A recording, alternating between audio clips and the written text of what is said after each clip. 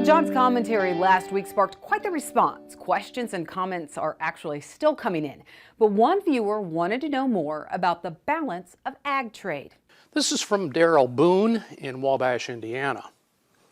For as long as I can remember, U.S. ag exports have been the bright and shining star of U.S. foreign trade, one of the few sectors to have a positive trade balance. Do you believe this forecast, which was for a negative ag trade balance this year, is correct? And if so, what happened and why? And what are the implications for farmers? Daryl, thank you for writing and for sending your address. By the way, will all the people who sent questions please check that you sent your address with your question? I've got too many of those. First and foremost, any trade balance has dubious value and only limited prediction power. Other than bragging rights, they mean little. There is no trophy or economic advantage for having a positive trade balance in a sector or overall. Some of our best economic periods have been times of significant negative trade balances.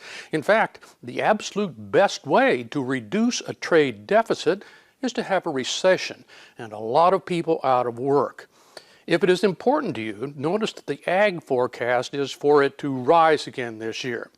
Second, this trade balance is calculated in value, or dollars, because you can't use volume when you're shipping everything from almonds to frozen beef.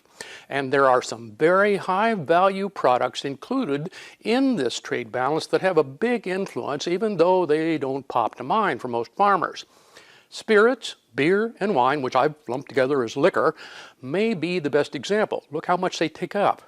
We import lots of wine and beer from Europe and increasingly places like Australia and New Zealand. The same for spirits. This grain, the grain part is mostly from Canada, and the oil seed, remember, includes olive oil, which has become a very valuable import. Finally, ag doesn't seem to me to be the bright and shining star of U.S. trade. It's our service sector, finance, insurance, education, etc.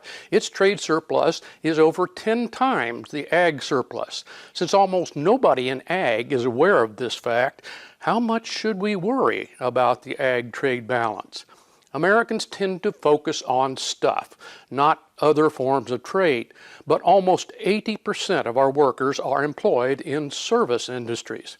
A negative balance of trade has long-term implications, according to economists, but during my life, it has indicated our consumers are working and earning and buying, and that our dollar is a highly desired form of wealth.